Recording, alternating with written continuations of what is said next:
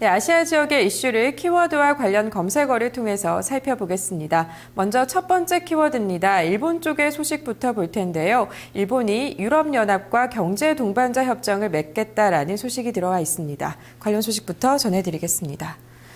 네, 일본이 EU와 EPA 협상 개시에 합의했다라는 소식입니다. 아베 일본 총리와 헤르만 발롬페이 EU 정상회의 상임의장은 25일 밤 전화회담을 갖고 EPA 협상 개시에 합의를 했는데요. 일본과 EU는 이르면 다음 달 첫 EPA 협상을 가질 예정이고요. EU는 일본의 세 번째 무역 파트너가 될 전망입니다. 그럼 이 경제 동반자 협정 결과 어떤 효과가 있을까요? 살펴보면요. 수출이 증가하고요. 일본의 GDP 성장률이 0.36% 높아지는 효과가 있다고 보고 있습니다.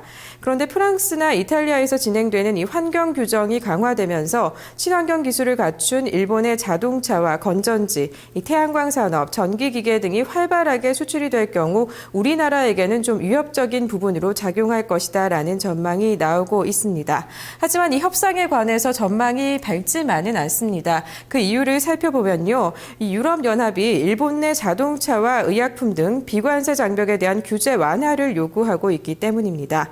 또 이 가공식품과 철도 등의 수출은 일본 내의 농민들의 반발을 부를 것으로 예상됩니다. 네, 이어서 두 번째 키워드 살펴보겠습니다. 중국 쪽의 소식으로 넘어갈 텐데요. 중국 정부가 기업들의 리스크 관리에 힘써야 한다라는 발언을 해서 주목이 되고 있습니다. 관련 소식을 살펴보겠습니다. 네, 중국 정부가 각 업계와 기업에 대해서 신용 위험이 높아지고 있다면서 경고에 나섰는데요. 네, 어제 발표가 있었습니다. 중국의 은행감독관리위원회의 발표가 있었는데요. 이 대형 은행에 대해서 기업에 관한 신용 위험 관리에 주의를 하라라는 경고를 내렸습니다. 그럼 어떤 기업이 이 관리 대상에 속해 있을까요? 과잉 생산 기업으로 활동하는 기업 등이 퇴출 대상으로 지정이 되어 있습니다.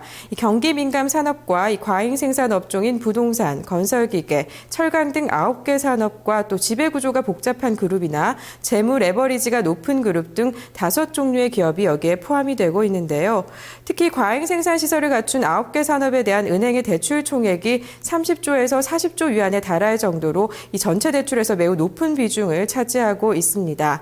이 때문에 에너지 절약과 서비스 유통 등의 이 산업들은 대출을 받지 못하고 있는 실정인데요. 이번 조치가 은행 스스로 리스크 관리에 나서라는 경고이기도 하고요. 또 지방정부의 비호를 받으면서 방만한 경영을 하는 이 과잉 생산 시설을 갖춘 국유 기업에 대해서도 이 대출 중단과 자금 회수 조치가 있을 것으로 보입니다. 네, 지금까지 아시아 지역의 이슈를 키워드와 관련 검색어로 살펴봤습니다.